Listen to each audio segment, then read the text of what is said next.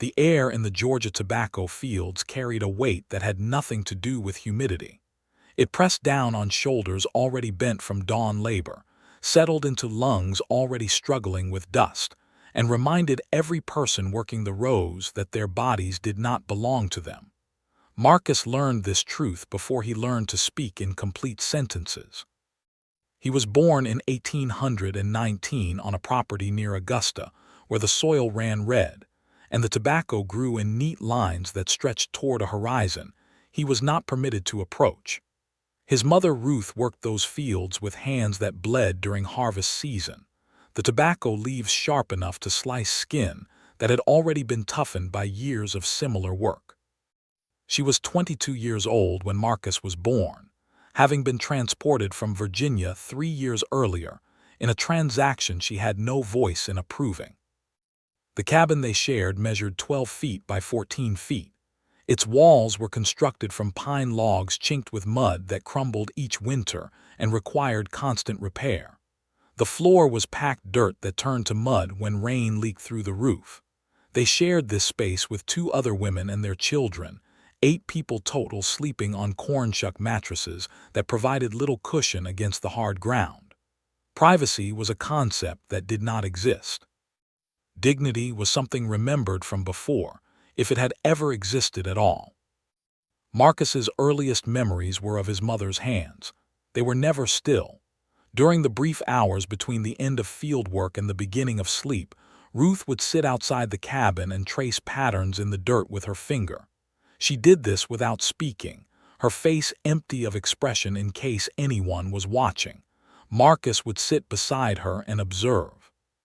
He did not yet understand that she was teaching him something, showing him how water moved across sloped ground, how certain patterns indicated drainage, how to read terrain through simple observation. The plantation operated on a schedule determined entirely by agricultural necessity and the owner's profit calculations. Wake came before dawn, signaled by a bell that clanged with a sound that Marcus would carry in his memory for the rest of his life. The workers had 30 minutes to relieve themselves, eat whatever food they had saved from the previous day's ration, and reach the fields. Lateness was punished with lashes. The number varied depending on the overseer's mood.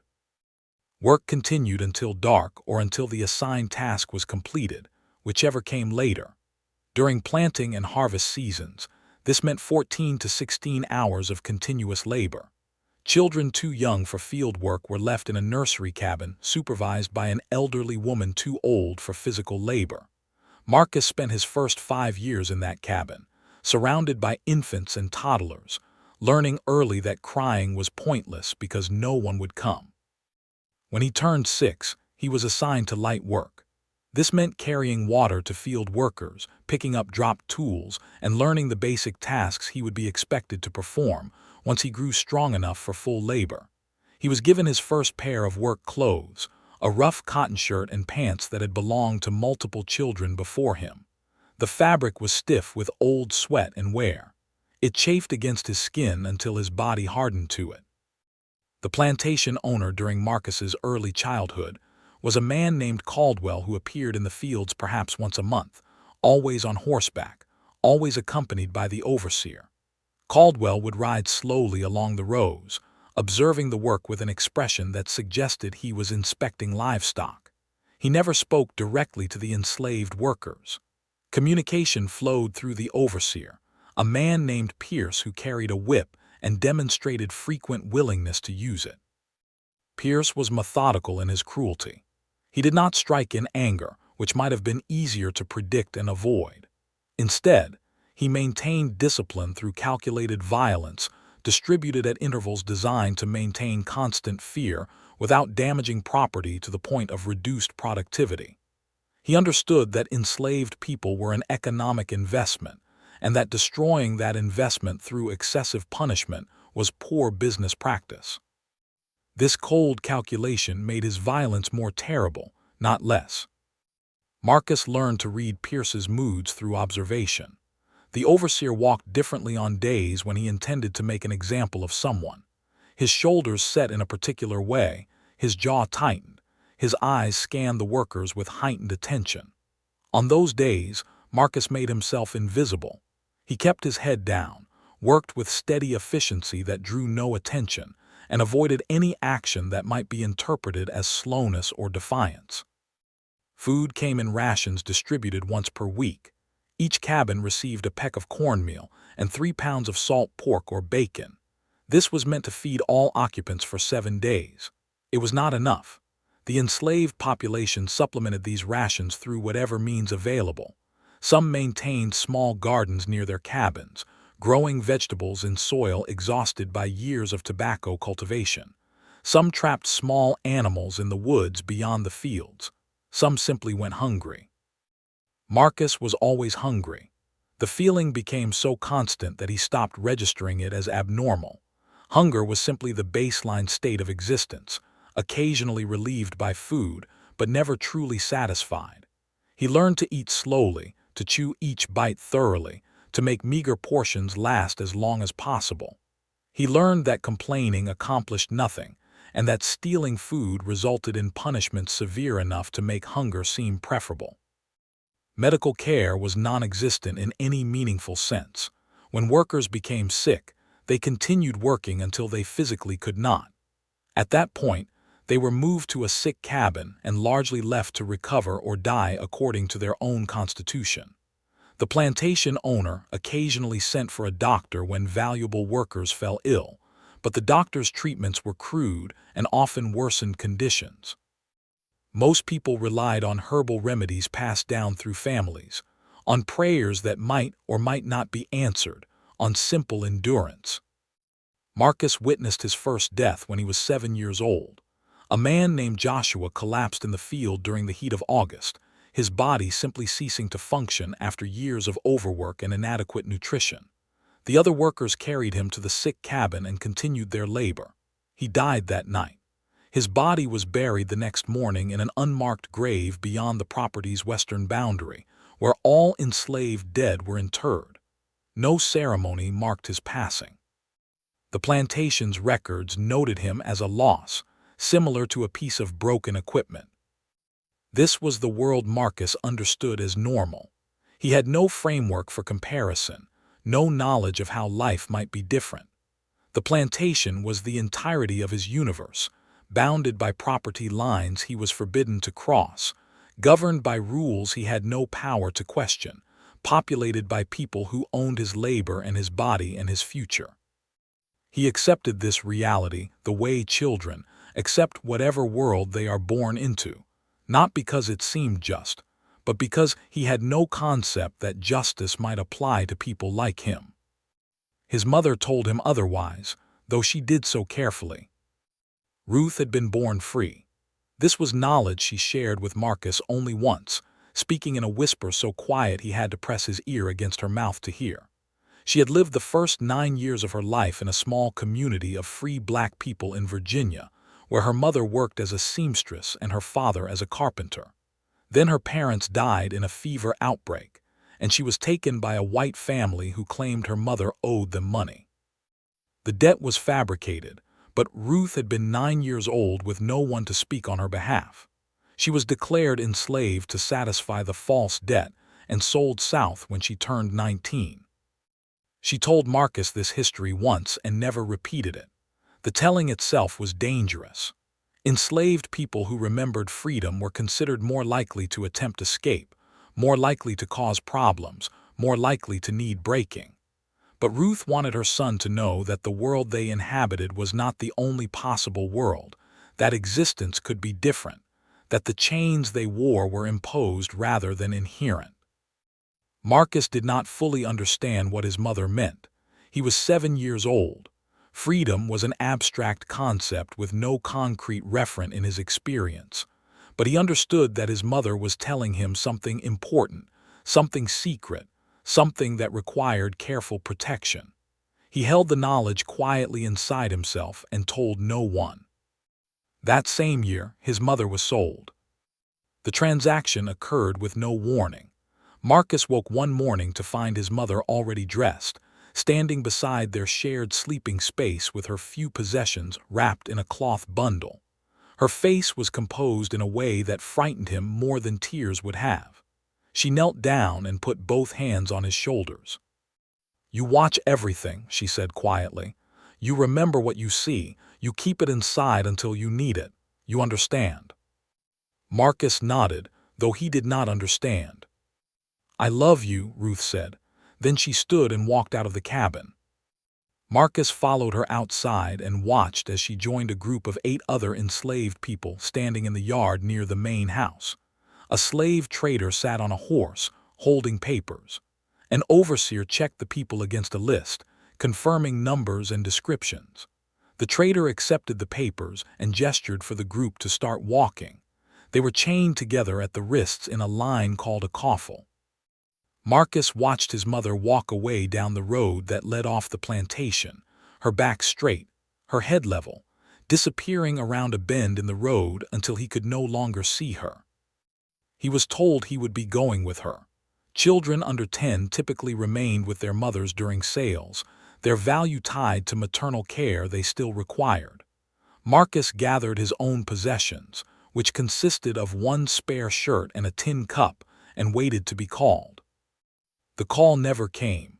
Someone had miscounted or misunderstood or simply made an error. Marcus was left behind. He stood in the yard until an older woman took him by the shoulder and pulled him away, explaining that standing and staring would only get him whipped. He spent that night lying on the dirt floor of the cabin, staring at the space where his mother had slept, trying to understand that she was gone and would not return. He was 7 years old, and he had just learned that the people who claimed to own him could remove anyone from his life at any moment for any reason, and there was nothing he could do to prevent it. This lesson would prove more valuable than any his mother had deliberately taught him, though its value would not become apparent for years. The separation from his mother changed something fundamental in how Marcus understood the world. Before, he had accepted the plantation's reality with the unquestioning acceptance of childhood. After, he began to notice the machinery of control that governed every aspect of enslaved life. He noticed that Pierce carried different tools depending on his intentions. The regular work whip was braided leather, approximately 5 feet long, designed to sting and mark without causing permanent damage.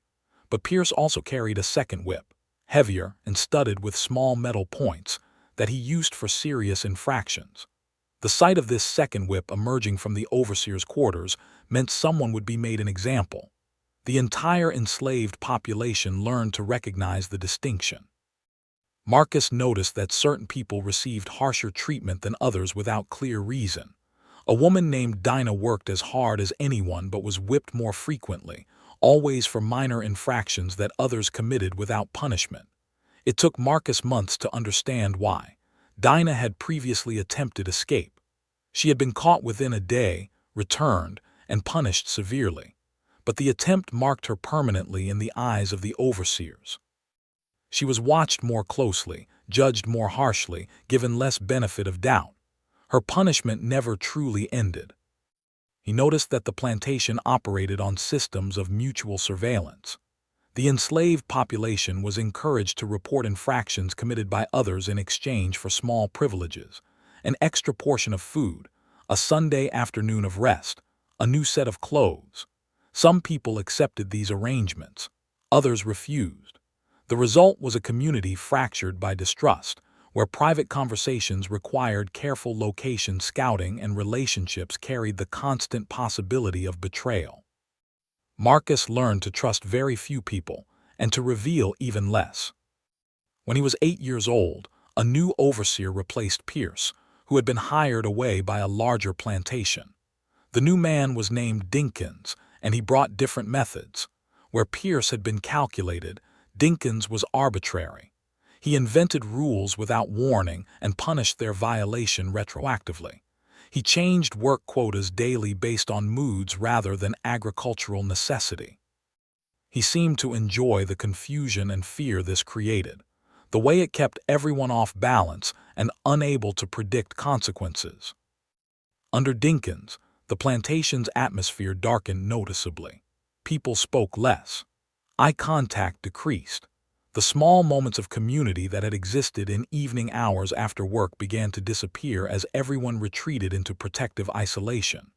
Marcus watched this transformation and understood that he was observing power asserting itself, not through consistent law, but through the demonstration that no law existed except the will of those who held whips. Dinkins took particular interest in children approaching working age. He would walk through the quarters in the evening, examining boys and girls, making comments about their physical development, assessing their future value. When Marcus turned 9, Dinkins stopped him one evening and studied him with the expression of someone evaluating livestock. "You got size in you," Dinkins said. "Gonna be tall, strong shoulders already. You'll bring good money in a few years if we develop you right." Marcus said nothing. He had learned that responding to overseers often created problems regardless of the response's content. "You smart?" Dinkins asked. "You pay attention to things?" Marcus understood this was a trap. Appearing intelligent was dangerous. Smart enslaved people were seen as potential troublemakers, more likely to plan escapes or organize resistance. But appearing stupid carried different risks, as it might result in assignment to the hardest physical labor under assumption of incapability for anything else. "I do what I'm told," Marcus said quietly. Dinkins laughed. "Good answer, you just keep doing that." The interaction left Marcus shaken in ways he could not articulate. He had been assessed and categorized, his future determined through a brief examination that treated him as an object whose value lay entirely in potential labor extraction. The moment crystallized something his mother had tried to teach him. They needed the enslaved population to believe they were incapable of complex thought, to internalize the claimed inferiority that justified their enslavement. Resistance to this belief required hiding intelligence behind a carefully maintained facade of simple competence. Marcus began practicing this facade deliberately. He learned to make his face blank when thinking. He learned to ask simple questions about obvious matters while keeping complex observations to himself. He learned to appear slightly confused by instructions while perfectly understanding them. The performance became so natural that he sometimes forgot he was performing. In the spring of 1829, when Marcus was 10 years old, an enslaved man named William attempted escape. William worked in the carpentry shop and had skills that made him valuable, which meant he was watched carefully. But he had planned his attempt with more sophistication than most. He waited for a moonless night during planting season when all attention was focused on field preparation. He stole a small knife and some food. He headed east toward the South Carolina border, apparently hopping to lose pursuers across state lines. The alarm went out at dawn when William failed to appear for work. Dinkins organized a hunting party that included local slave catchers and their dogs. The dogs picked up William's scent immediately and tracked him for 8 miles through increasingly difficult terrain. They found him before noon, exhausted and disoriented in a creek bed where he had tried to break his scent trail by walking in water. The slave catchers brought William back in chains. The entire enslaved population was assembled in the yard to witness his punishment. Dinkins tied William to a post and administered 50 lashes while explaining each stroke's purpose. The whip was the heavy one, studded with metal. By the 20th lash, William had stopped screaming. By the 40th, he had lost consciousness. Dinkins completed all 50 strokes anyway. Marcus was forced to watch. All children over age 6 were required to attend punishments, the plantation's method of education about consequences. Marcus stood in that assembled crowd and made himself look at every moment. He did not cry or look away. He watched William's back split open under the whip. He watched blood run down to pool in the dirt. He watched the other enslaved people standing silent and still, their faces carefully empty of expression. He understood he was witnessing a lesson, though not the one Dinkins intended to teach. The real lesson was that the system required periodic demonstrations of overwhelming force to maintain control. The violence was not incidental but essential. It was the foundation on which everything else rested. William survived the beating but never fully recovered. Infection set into the wounds despite treatment, with poultices and remedies prepared by the plantation's elderly healer. The infection spread through his blood and produced a fever that lasted 2 weeks. William died raving and delirious, his body destroyed by the punishment meant to reinforce his enslavement. His death was recorded in the plantation ledger as a loss of property valued at $600. The plantation's owner, Caldwell, was reportedly displeased by the financial loss and suggested to Dinkins that future punishments should be calibrated to avoid destroying valuable assets. Dinkins agreed and adjusted his methods accordingly. Subsequent beatings were severe enough to terrorize, but calculated to avoid permanent damage. The enslaved population understood that this change had nothing to do with mercy and everything to do with economics. Marcus processed these events with the peculiar clarity that trauma sometimes produces in children. He understood that William had attempted escape because the prospect of freedom was worth the risk of death. He understood that the plantation's response was designed to make everyone else conclude the opposite, that survival through submission was preferable to death through resistance. He understood that his own survival required appearing to accept this conclusion, while keeping other possibilities alive in private thought. That same year, he began to notice his mother's absence in new ways. She had taught him to observe landscapes, to notice how water moved and where solid ground existed beneath uncertain surfaces. He realized these lessons had been deliberate preparation for something, though she had never stated what. He started applying her teaching more systematically, watching how the land around the plantation behaved in different conditions. He noticed that the small creek running through the property's eastern edge flooded predictably after heavy rains, creating a temporary barrier that the overseers would not cross until the water receded. He noticed that certain sections of the woods to the west stayed drier than others because they sat on slightly elevated ground. He noticed where animals moved, following paths that indicated safe passage through areas that appeared impassable. He was building a mental map without fully understanding why. The activity felt like maintaining connection to his mother, like continuing education she had started. It gave him something to think about during the long hours of field work, a private interior space that belonged to him alone. When Marcus turned 11, Dinkins assigned him to full field work. He was given a daily quota of rows to complete, and failure to meet quota resulted in punishment. The work was brutal. Tobacco cultivation required constant bending, reaching, cutting. His hands blistered and bled. His back developed a permanent ache that never fully disappeared. His body began changing under the strain, muscles developing from repetitive labor, height increasing as inadequate nutrition competed with physical growth. He worked alongside adults who taught him efficiency techniques developed over lifetimes in the fields. They showed him how to pace himself to avoid exhaustion, how to position his body to minimize back strain, how to sharpen his cutting blade against stones to reduce effort, how to appear busy during brief moments of rest. This knowledge was shared quietly, without obvious instruction, an underground curriculum that existed parallel to the plantation's official operations. Marcus absorbed everything and revealed nothing.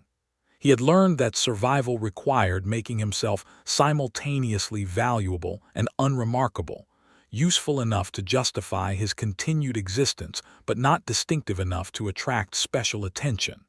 He settled into this role with the dedication of someone who understood his life depended on the performance's quality.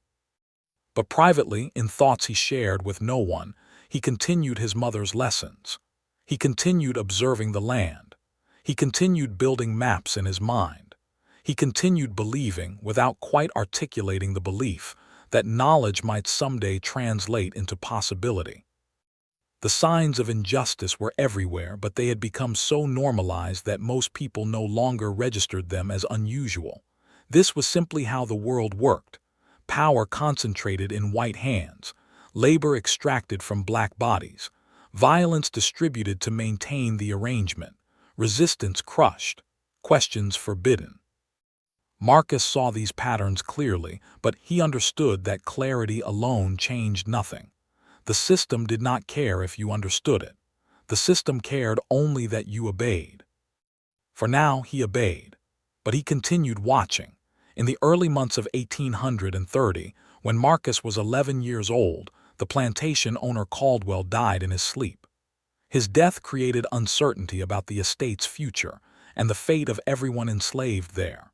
For 3 weeks, work continued under Dinkins's supervision, while lawyers in Augusta negotiated the distribution of Caldwell's property among distant relatives. The outcome came through a notice read aloud in the yard. The plantation was being sold entire to settle debts. All assets would transfer to the new owner, including land, equipment, livestock, and enslaved people. The sale would occur in 6 weeks.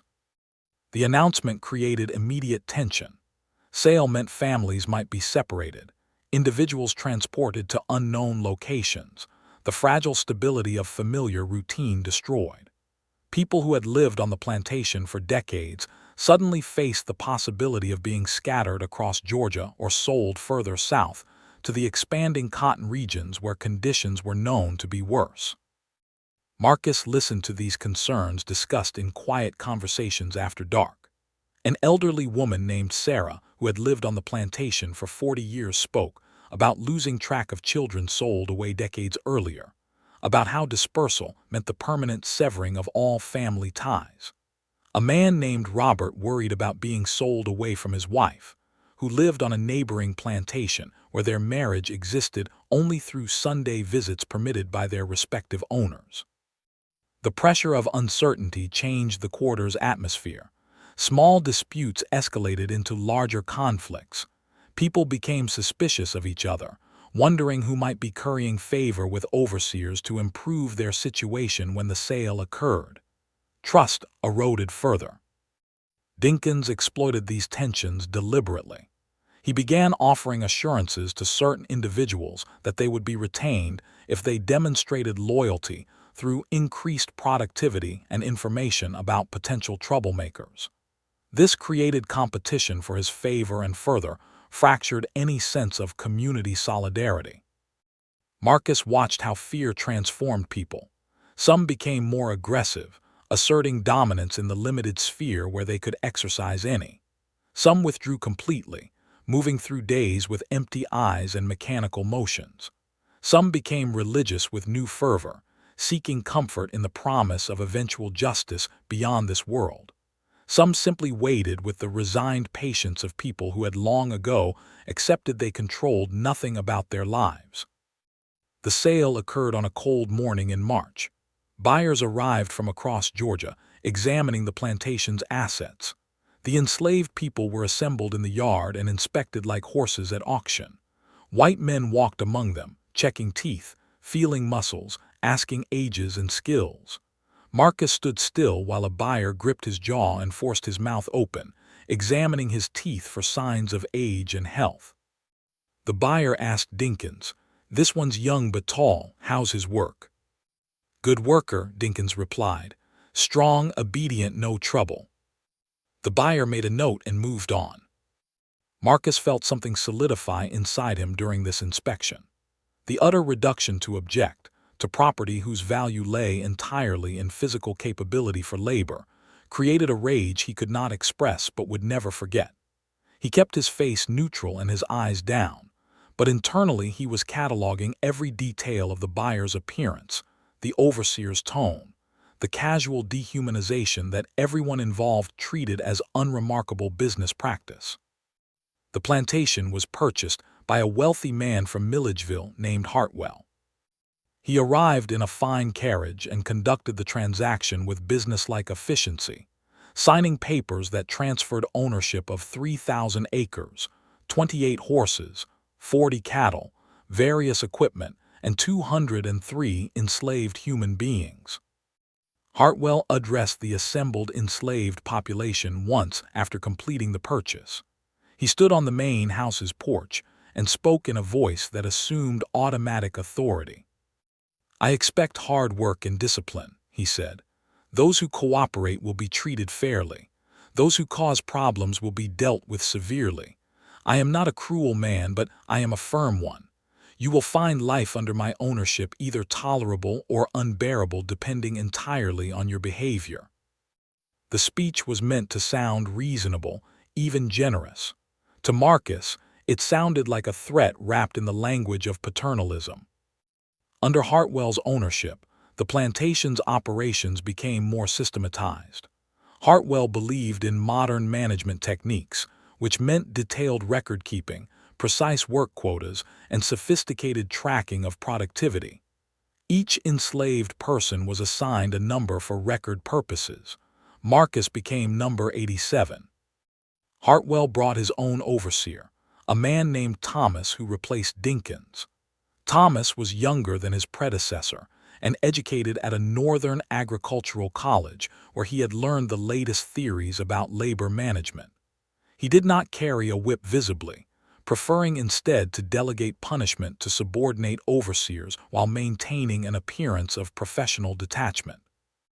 This new system was in many ways worse than what preceded it. Dinkins had been arbitrary and cruel, but his cruelty was at least direct and somewhat predictable. Thomas's approach created a bureaucracy of control where punishment was systematized and impersonal. You did not anger Thomas by individual action. You simply fell below the productivity benchmarks his system established. The punishment that followed came not from personal animus but from statistical deviation. Marcus understood this was a more sophisticated form of dehumanization. Under Dinkins, you were at least recognized as someone who could anger or please the overseer. Under Thomas, you were simply a unit of production whose performance was measured against abstract targets. The work quotas increased under the new system. Hartwell was expanding cotton cultivation on land previously used for tobacco, which required intensive labor during the clearing and planting phases. The enslaved population worked longer hours with fewer rest periods. Food rations remained the same despite increased caloric expenditure. People began showing signs of physical breakdown, weight loss, chronic fatigue, injuries that did not heal properly. Marcus was assigned to a clearing crew tasked with removing trees from land designated for cotton planting.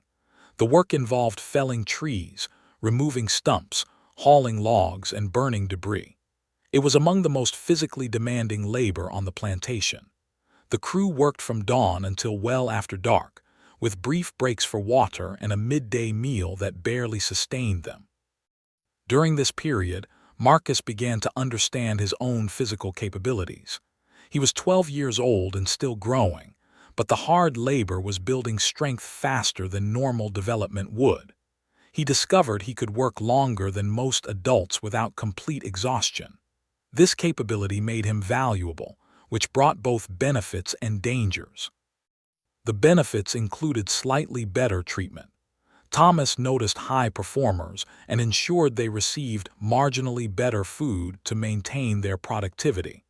Marcus found himself getting occasional extra portions, enough to make a difference in energy levels. The dangers included being worked harder than others because he was seen as capable of it. Thomas pushed high performers to their limits, calculating maximum output against minimum subsistence. Marcus learned to moderate his performance, working hard enough to maintain favor but not so hard as to establish unsustainable expectations. It was during this period that he began seriously learning the plantation's geography. The clearing work took him to the property's outer boundaries, into areas the overseers rarely visited. He saw where the plantation ended and wilderness began. He noticed that the western boundary bordered an extensive swamp that the white men avoided completely. The other workers spoke about the swamp with fear. They called it Death Trap and Suicide Marsh, describing it as impenetrable terrain filled with quicksand, alligators, and poisonous snakes. The consensus was that entering it meant certain death. But Marcus observed that birds flew in and out of the swamp regularly. Deer tracks led to its edges and returned. Water flowed through it rather than stagnating. These signs suggested it was not the impassable death zone people claimed. It was simply unmapped territory that white men had decided was too difficult to exploit and therefore chose to characterize as impossible. He began spending his brief rest periods observing the swamp from its edges.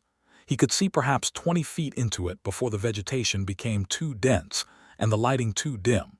But in that visible margin, he noticed variations in the water's depth, indicated by vegetation type and distribution.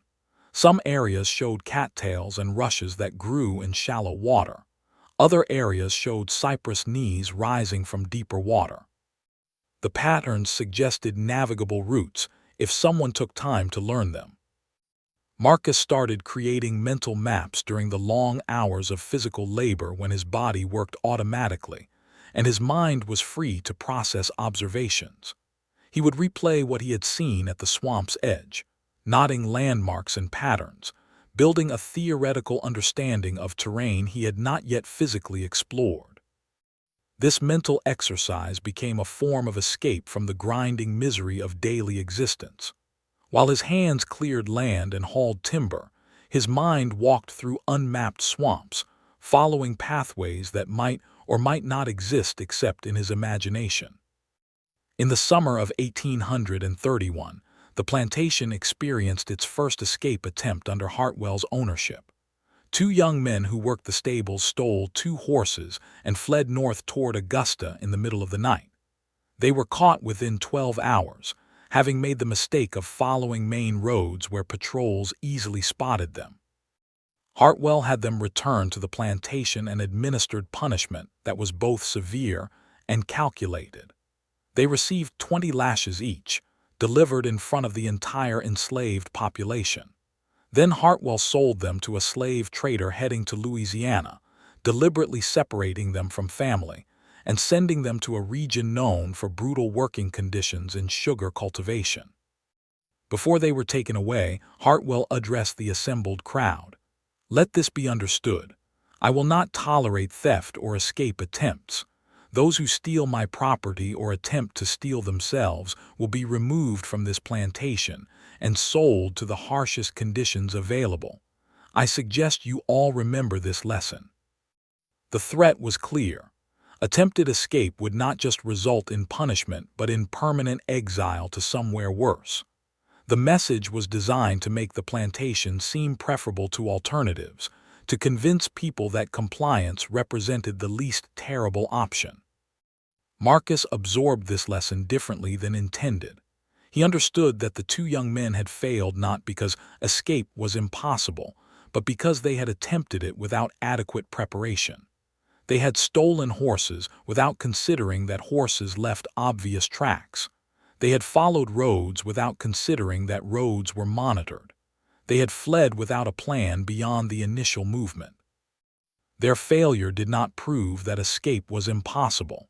It proved that escape required more sophisticated planning than desperate flight. This thought stayed with Marcus through the following months as the work continued and the pressure increased.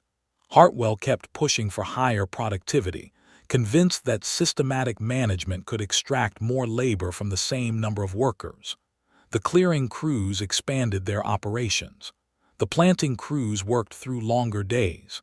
The entire operation accelerated. People began breaking under the strain. An older man named Jacob collapsed in the field and died from what the plantation's rudimentary medical assessment called heart failure. A woman named Elizabeth miscarried a pregnancy in her 5th month, likely due to physical stress and inadequate nutrition. 2 children developed fevers that went untreated and became serious illnesses requiring weeks of recovery.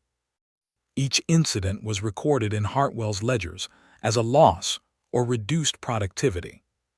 The human suffering was translated into financial terms and assessed for its impact on the plantation's profitability. Marcus watched these translations occur and understood that the system treated people as resources to be consumed. The only question was how quickly they could be consumed before requiring replacement. His own survival depended on managing that consumption rate, on being valuable enough to preserve but not valuable enough to exploit to death. The pressure continued building through harvest season. The cotton yields were good, which pleased Hartwell and convinced him his methods worked. He began discussing expansion plans with his overseers, talking about purchasing additional property and additional enslaved people to work it. For the enslaved population, the good harvest meant only that next year's quotas would be higher and the work would intensify. Success brought no relief, only increased expectations. The system was designed so that meeting targets simply resulted in new, higher targets. There was no endpoint where enough productivity would earn rest. Marcus turned 13 in this environment of escalating demands. He was now fully integrated into the hardest field work, his body adapting to brutal labor, his mind adapting to constant surveillance and limited autonomy. He had learned to navigate the plantation's power structures, to read the moods of overseers, to calculate acceptable levels of resistance. But he had also learned something else. Knowledge was the only form of power available to him. The white men controlled the whips and the guns and the legal system, but they did not control what he observed or what he remembered. They could not police his thoughts or prevent him from building understanding through patient attention. The land was teaching him its secrets. The swamp beyond the western boundary held possibilities the white men dismissed as impossible. The rivers and creeks that ran through Georgia followed patterns that could be learned and exploited. The wilderness they feared was simply territory they had not bothered to understand. Marcus kept these thoughts entirely private. He gave no sign that he was studying anything beyond his immediate tasks, but in the quiet spaces of his mind, he was preparing for something he could not yet name. He was accumulating knowledge that might someday translate into action. The pressure kept building, and Marcus kept watching. Marcus was 14 years old when his mother died, though he did not learn of her death until 3 months after it occurred. The news came through a traveling preacher who ministered to enslaved populations across central Georgia and carried messages between plantations when asked.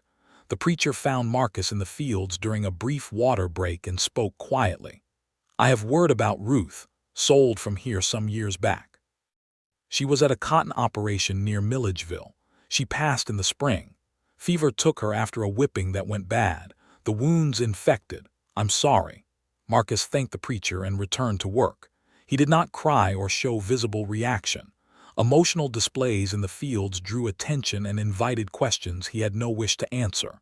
But internally, something fundamental shifted. His mother had survived 7 years after being sold away from him. 7 years of labor he could only imagine, on a plantation he had never seen, surrounded by people he did not know. She had endured whatever they did to her, until a punishment became infected and killed her slowly through blood poisoning. She died alone, without family, without anyone who remembered her name meaning anything beyond a line in a ledger recording property loss. Marcus thought about the pattern she had traced in the dirt outside their cabin when he was small. The lessons about reading water movement and terrain. The single conversation where she told him to watch everything and remember. She had been preparing him for something she knew was coming, trying to give him tools for survival in a world designed to destroy people like them. Her death eliminated any lingering hope that they might someday be reunited. That possibility, however remote, had existed as a small light in the back of his mind. Now it was extinguished. His mother was gone, reduced to an anonymous grave somewhere in the red Georgia clay, her life consumed by the system that had owned her body but never her mind.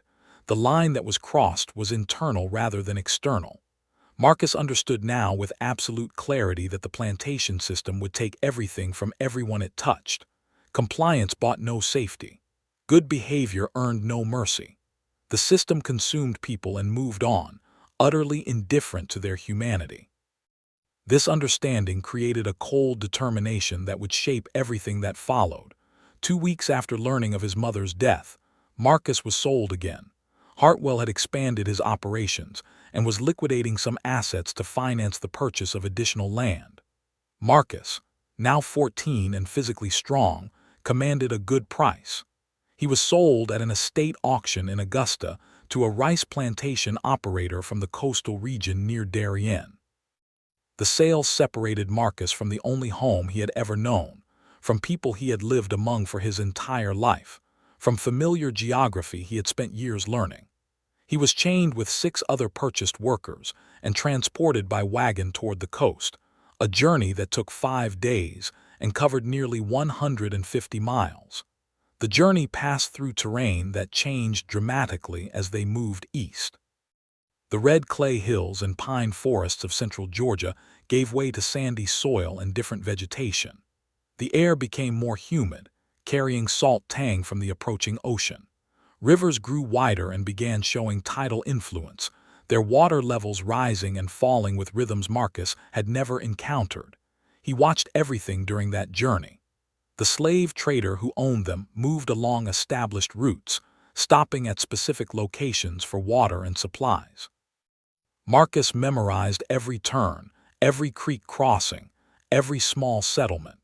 He was building a map in his mind, connecting the interior regions he knew to the coastal areas he was entering. The rice plantation where he was delivered was called Beaumont Estate, and it existed in a landscape completely foreign to anything Marcus had experienced.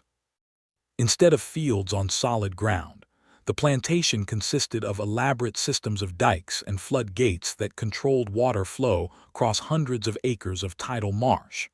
Rice cultivation here depended on managing water with precision, flooding fields at specific times, draining them at others, all synchronized with tidal patterns from the nearby Atlantic Ocean.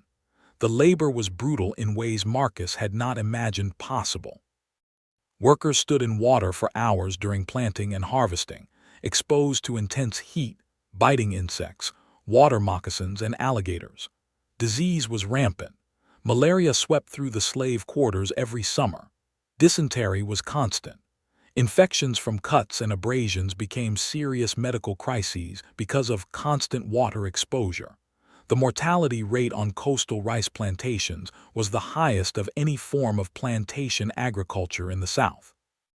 Most enslaved people working rice fields died within 10 to 15 years. The plantation owners knew this and factored it into their economic calculations. Rice was extremely profitable enough that working people to death and replacing them was more cost-effective than improving conditions. Marcus arrived at Beaumont expecting to die there. The overseer who received him looked at his youth and strength and assigned him immediately to the hardest labor crews. Marcus spent his first month standing in knee-deep water, planting rice in geometric patterns, his legs cramping from cold water, his back aching from constant bending, his hands shredded by the sharp rice stalks. But while his body suffered, his mind remained active. He began learning the coastal environment with the same systematic attention he had applied to understanding the interior plantations. The tidal marshes operated according to rules completely different from inland terrain, but they were rules nonetheless, patterns that could be observed and understood. An elderly enslaved man named Josiah taught him these patterns. Josiah was perhaps 60 years old, his body bent from decades of rice cultivation, but his mind remained sharp. He had been a sailor before enslavement, captured after a shipwreck left him stranded on the Georgia coast 40 years earlier. He knew the coastal waters better than any white overseer and had survived by making himself indispensable through this knowledge. Josiah took interest in Marcus for reasons he never fully explained. Perhaps he recognized the quiet intensity of Marcus's observations. Perhaps he simply wanted to pass on knowledge before he died. Whatever the motivation, he began teaching Marcus to read the coast. "Tide is everything here," Josiah explained one evening after work. They sat on the bank of a tidal creek, watching water flow inland as the Atlantic pushed into Georgia's river systems. Most people think tide is simple, in and out, high and low, but it's more complicated. Moon affects it, wind affects it, the shape of the land affects it. He showed Marcus how to predict tide timing by watching the moon's phases, how to identify which creeks would be navigable at high tide and impassable at low tide, how to read watercolor to determine depth and spot sandbars before running aground on them. Coast talks if you learn its language, Josiah said. Smell tells you when a storm is coming. The marsh smells different when pressure drops. Birds tell you where land is. Follow pelicans at dusk. They always return to roost on high ground. And water tells you everything else. You learn to listen. You can move through this country like a ghost. Marcus absorbed these lessons with the hunger of someone who understood that knowledge represented survival. He learned that the coastal rivers, the Altamaha, the Satilla, the St. Mary's, were connected by networks of smaller creeks and channels that white settlers barely understood. He learned which barrier islands had freshwater springs and which were dry. He learned to distinguish between safe channels and ones that would trap a boat on sandbars when tide fell. Josiah's teaching went beyond practical navigation. He was showing Marcus that the landscape white men claimed to own was actually unknown to them in any deep sense. They possessed legal title to the land, but did not understand its fundamental nature.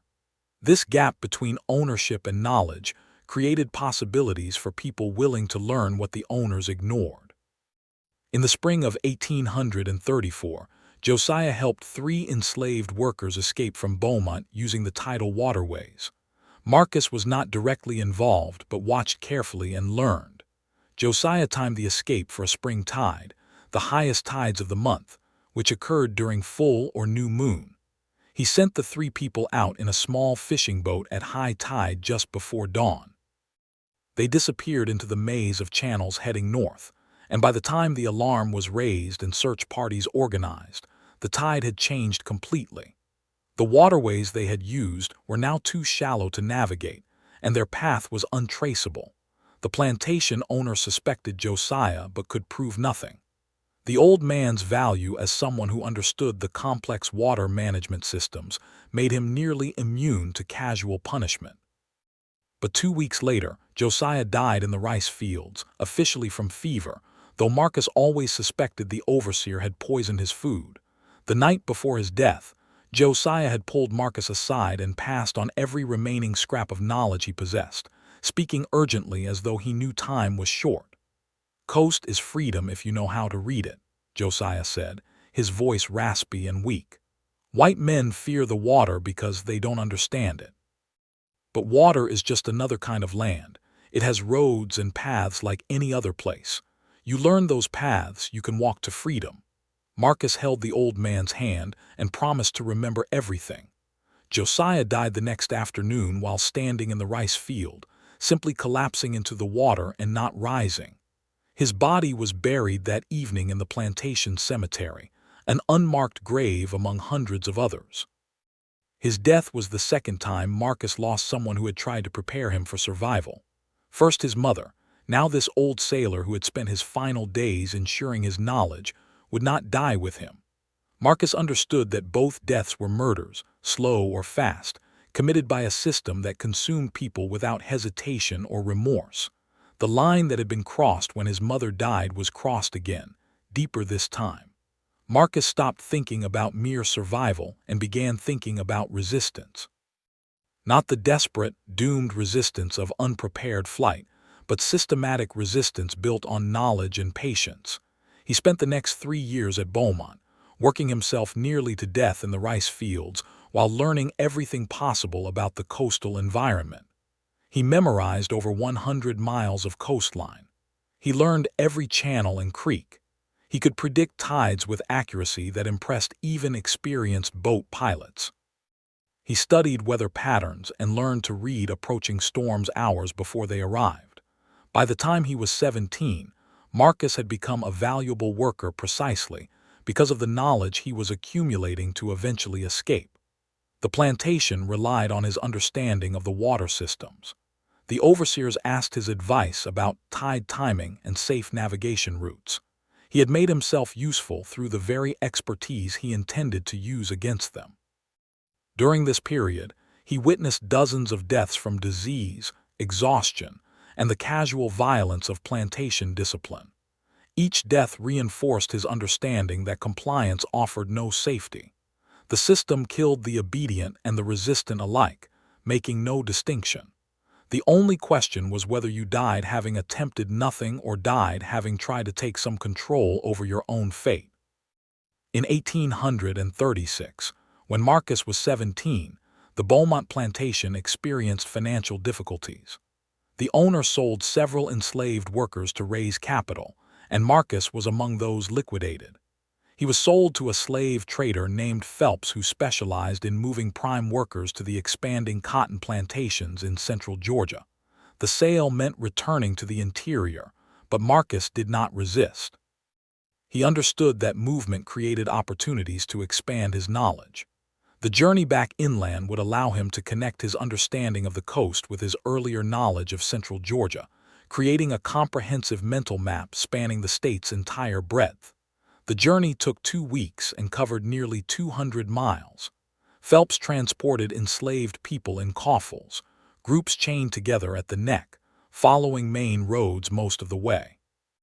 But occasionally, he took shortcuts through wilderness areas to save time or avoid tolls at certain river crossings. Marcus noted every shortcut, every river ford, every small settlement where they stopped for supplies. He was building a map that connected coastal waterways to interior swamps to river crossings to wilderness passages. The pieces were fitting together into a comprehensive understanding of Georgia's geography from the perspective of someone who might need to move through it invisibly. Phelps sold Marcus at an auction in Macon to a plantation owner named Kendrick, who needed workers for a newly cleared cotton operation near the Ocmulgee River. Marcus spent 2 years there, learning the rhythms of cotton cultivation and the geography of central Georgia's river systems. The Kendrick plantation bordered a vast cypress swamp that stretched for miles, creating a natural barrier the plantation owner considered impassable. The overseer called it Suicide Swamp and warned workers that entering it without knowing the way meant death within 2 days. Marcus looked at the swamp and saw what he had been learning to see since childhood. Not an impossible barrier, but unmapped territory operating according to rules that could be learned. On Sundays, when field work ceased and the enslaved population was allowed brief rest periods, Marcus began exploring the swamp's edges. He told others he was checking rabbit traps or collecting useful plants, both of which he actually did, creating plausible cover for his real purpose. The swamp was daunting. Water stained dark by tannins from decaying vegetation. Cypress trees rising from the water with their bases swollen and their knees, woody projections from roots, jutting up like fingers of drowned giants. Spanish moss hanging in gray curtains that concealed distances and directions. Sounds of hidden life, splashing alligators, buzzing insects, bird calls Marcus could not always identify, but Marcus applied the lessons learned from his mother and from Josiah. He noticed that certain cypress trees had marks on their bark from floodwaters, indicating how high water rose during different seasons. He noticed that vegetation patterns suggested areas of higher ground or different soil drainage. He noticed animal paths and followed them because animals always knew the safest routes. Over months, Marcus began understanding the swamp's internal logic. It was not random chaos, but a complex system with patterns and rules. There were solid paths hidden beneath shallow water. There were channels that stayed consistently deep. There were genuinely dangerous areas, deep holes, quicksand pockets, aggressive alligators. But those were avoidable if you paid attention to warning signs. Marcus created a mental map of the swamp, dividing it into sections based on navigability and hazards. He identified 3 different routes through it that led to solid ground on the far side, each with different advantages depending on season and water levels. He tested these routes himself, sometimes spending entire Sunday afternoons moving through the swamp, arriving back at the plantation exhausted and covered in mud, but carrying increasingly precise knowledge. The line that had been crossed was now complete. Marcus had moved from passive observation to active preparation. He was no longer simply surviving the plantation system. He was studying it, mapping its boundaries, identifying its weaknesses, preparing for the possibility of action even though he did not yet know when or how that action might occur. When Marcus was 19, The plantation owner Kendrick died of a heart attack and his estate was liquidated. Marcus was sold again, this time at an estate auction in Savannah, to a man named Thomas Grayson who paid $800 for him, a premium price reflecting Marcus's reputation as a strong, skilled worker who never caused trouble. The Grayson plantation would become the stage for everything that followed. But the line had already been crossed. Marcus had already decided that knowledge accumulated over years of patient observation would eventually translate into action. He had already committed himself to resistance built on understanding rather than desperation. The system had taken his mother, had taken Josiah, had taken countless others whose names he knew, and thousands more whose names he would never learn. It would continue taking until someone found a way to strike back in terms the system could not immediately crush. Marcus did not yet know how to do that, but he was learning, and he would continue learning until the knowledge became power. The Grayson plantation consisted of 4,000 acres of prime cotton land worked by 120 enslaved people. It sat 30 miles south of Savannah, bordered on the east by the Ogeechee River, and on the west by a cypress swamp similar to those Marcus had been studying for years. The northern and southern boundaries were marked by smaller creeks and patches of pine forest. To anyone else, these geographical features were simply the natural borders of the estate. To Marcus, they were a network of potential escape routes waiting to be connected and understood. Thomas Grayson was a second-generation plantation owner, 42 years old when Marcus arrived.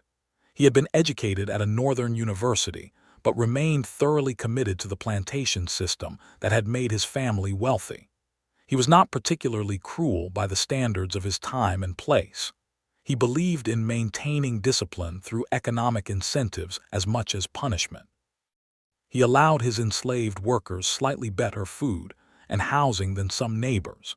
He rarely separated families through sale unless financial necessity demanded it. But he was also a shrewd businessman who watched his property carefully and did not tolerate challenges to his authority. His plantation ran with systematic efficiency that made resistance difficult and escape attempts rare. The overseer was a man named Howell who had worked Georgia plantations for 20 years. He carried a whip and used it frequently enough to maintain fear, but not so frequently as to damage valuable property. He enforced a rigid system of passes and permissions that restricted movement, and he maintained a network of informants among the enslaved population who traded small betrayals for minor privileges. Marcus spent his first 6 months at Grayson keeping his head down completely. He worked hard in the fields, volunteered for difficult assignments, and earned a reputation as reliable. He spoke little and revealed nothing, but he was memorizing everything. He observed the patrol routes that white overseers followed, noting their schedules and the blind spots in their surveillance. He studied the personalities and vulnerabilities of every person who held power, and most importantly, he studied the land itself. The Ogeechee River was tidal in this region, its lower reaches affected by Atlantic tides that pushed salt water inland twice a day. Marcus spent his Sunday rest periods walking the riverbank, noting how water levels changed throughout the day and month. He identified several potential crossing points, each with different characteristics. There was a wide, shallow section where the river spread over a gravel bed during low tide, making it easily wadable. There was a narrow section with strong current but stable banks where a decent swimmer could cross even at high tide. And there was a point where a fallen tree created a natural bridge during certain water conditions. The western swamp was extensive, easily 2 miles deep, and local white men avoided it completely. Marcus began exploring it systematically, dedicating every free moment to understanding its geography. He moved carefully, testing each step, learning which areas were solid and which would swallow him. He made note of landmarks: a lightning-struck cypress with a distinctive split trunk, a cluster of palmetto plants indicating slightly higher ground, a spring that created a clear water pool in the midst of dark swamp water. After 1 year, Marcus had mentally mapped not just the Grayson plantation but a 50-mile radius around it. He knew every plantation in the region, having been sent on errands that gave him opportunities to observe neighboring properties. He knew the locations of small settlements of free black people who might offer help to runaways. He knew which roads were regularly patrolled and which were ignored. He knew where Quaker communities lived, religious groups opposed to slavery who sometimes helped fugitives despite legal risks. And slowly, carefully, Marcus began to share this knowledge. The first person he helped was a man named Benjamin who worked in the plantation's carpentry shop. Benjamin was 40 years old, skilled enough to be valuable, but constantly threatened with sale to pay Grayson's gambling debts. He approached Marcus one evening in late summer of 1838, after watching him for months and concluding that the quiet field worker knew things others did not.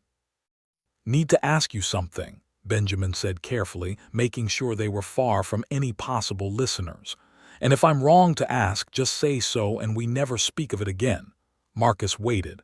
"They say you know the swamp, that you spend your Sundays out there.